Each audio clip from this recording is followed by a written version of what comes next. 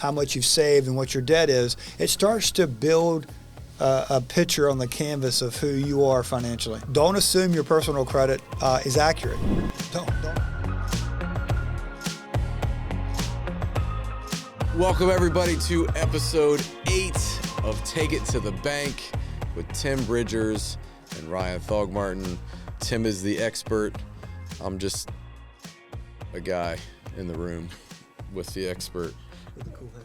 That's right. Cool hats. All right.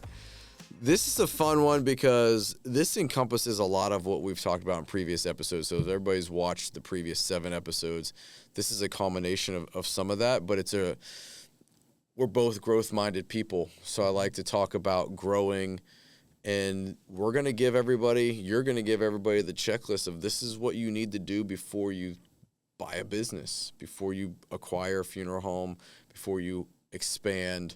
What's that due diligence process look like? So let's just start there. Just the high level of the foundation of these are principles or things that you've got to do before you decide to buy a business. Yeah, if we're talking to an individual that's interested, that calls us, we're first interested in their story.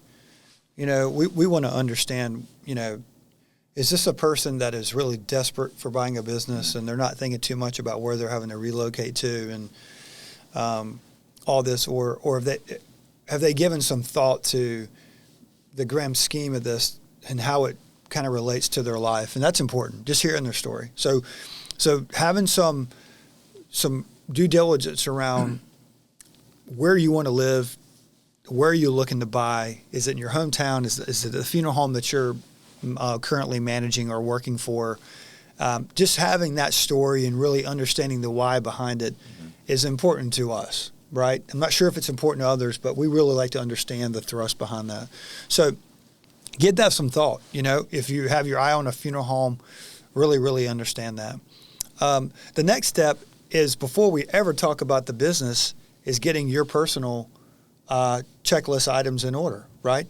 If you've never, ever built a personal financial statement, it will be a good time to start practicing that or build one, okay? And of course, we have the templates and stuff we can give you. But, you know, if you've never thought about that, and there are a lot of people who have never built one for themselves, right? Looking at their assets and their liabilities and net worth and all those things, make sure you have that information clear and ready to go, because that's an element that every bank is going to ask for.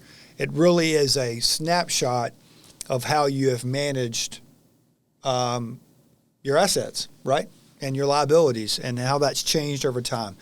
You know, it also depicts how much cash you have, how much you saved, and when we as a bank compare your salary or what your income was to how much you've saved and what your debt is, it starts to build a picture on the canvas of who you are financially. Yeah. So make sure that all makes sense. And if it doesn't, that's okay. We're not perfect, but have a story and a why behind it, because we like to hear the story. And so that's very important. Your PFS, and your PFS, obviously, next step, we talked about this earlier, your personal credit. Look, don't assume your personal credit is accurate. Don't assume that. Before the bank looks at it, make sure you're looking at it to make sure nothing is on there that shouldn't be on there. Check your accounts, check your balances, make sure that lines up well.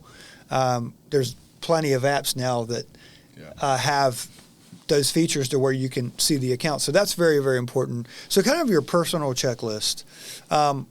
One is, if you own a home, okay, understand the equity you have in your home and its value and all those things. Last, as we start thinking more about the business now, start creating a high-level business plan. If you've already identified the business, and when I say high level, you know, a legitimate business plan is pretty in-depth. Mm-hmm. I mean, a business plan is going to include a marketing plan. It's a document. It's a thick document. A marketing plan in itself can be that's right. big, right? Yeah. So when I'm saying a business plan, at a minimum, you know, identify your target market. And if you don't know the answers to that question, then you don't know that target business well enough yet. So get with the seller, understand it. Understand where the business is changing, what the opportunities, the risks are. So think about your SWOT analysis, right? Yep. go through that exercise and show us that you have went through that exercise. Yeah. And it's okay to identify areas that you're unsure about. So showing that level of transparency and preparedness is going to show us that, okay, this person's being real. They don't know what they don't know, but man, they are trying, and we love this. That's good. And it shows the eye of the tiger. Yeah. And then from there, it's pretty simple. When we talk about the selling entity, of course, we need 3 years of tax returns. We need interim financials. We need a balance sheet on the business, which is going to include in the interims. And we need adjustments, right? Adjustments are items that are going to be alleviated when the seller sells you the business. And I'm going to tell you, if you start there and you come with all that ready, you're ahead of the curve in terms of being prepared. That's good. All right. So we're prepared. Come to you. What are some of the common challenges in the loan process? Yeah, absolutely. Goodness. Look, the loan process can be daunting because think about it. You're working with another party. And in this profession, I have found that, and I get it, a lot of these owners have been owning and managing these businesses for years, longer than I've been alive, okay? Yeah. And when they're selling, it's hard for them to let go. And so what you'll experience as a buyer is you may experience a seller being slow to respond to certain needs during the loan process. You might even see negotiating trying to take place during the loan process, right? So understand that and try as best as you can early in the process with the seller to get the agreements nailed down so you can be free of that and focus on the process. That's going to make your life a lot easier. So that's a common challenge is, renegotiating during the loan costs everybody money in the process, the sellers and the buyers, right? Because the attorneys are having to make adjustments, these things. So try to avoid that. So my advice to both parties is to, once you agree on something in the letter of intent, try your best to keep that consistent to the purchase agreement. It's going to be faster and everybody's going to be happier. So that's a big one. The other piece, it's simple, but it causes a lot of issues, is the real estate value. If the real estate value early in the process is misquoted to us and it's over-exaggerated by either party, that's going to have implications to your loan structure. And then later in the process, we identify what the true value is. You could have a lower loan term, which changes loan payment, which changes cash flow. It could totally disrupt the whole transaction. So understand realistic real estate values. And I think between those few tips, the preparedness, real estate values being realistic, agreements being understood early, and that being consistent through the process, and organized financials, you're gonna have a pretty solid. You're gonna have a pretty solid experience. Okay. Yep. All right. My last question in this one. Okay. If we're looking at this process, when should somebody call Live Oak Bank? Yeah, that's good. That's good. Look, I'm gonna tell you, for all the reasons related to the content of this podcast, are the reasons why, if you're even thinking about buying a funeral home, you should call us. Mm-hmm. Yeah. You don't have to have a letter of intent to talk to Live Oak Bank or to talk to me or a member of my team.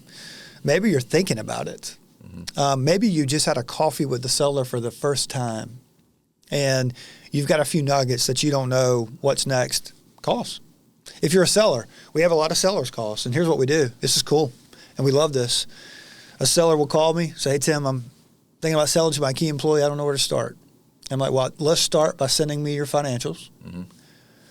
We spread them. We get back on the phone with them. We talk about the adjustments, right? We're doing all this for the buyer. Doesn't even know it yet. Yeah. We have all the adjustments organized. The financial cash flows good. Seller puts us in touch with the buyer. All that's done. Now we're talking about structure and looking at their personal items. So whether you're a buyer or seller, the earlier you talk to us, the better your expectations are going to be and the better prepared you're going to be for the next step. Okay. There you go. And all of that you can take to the bank.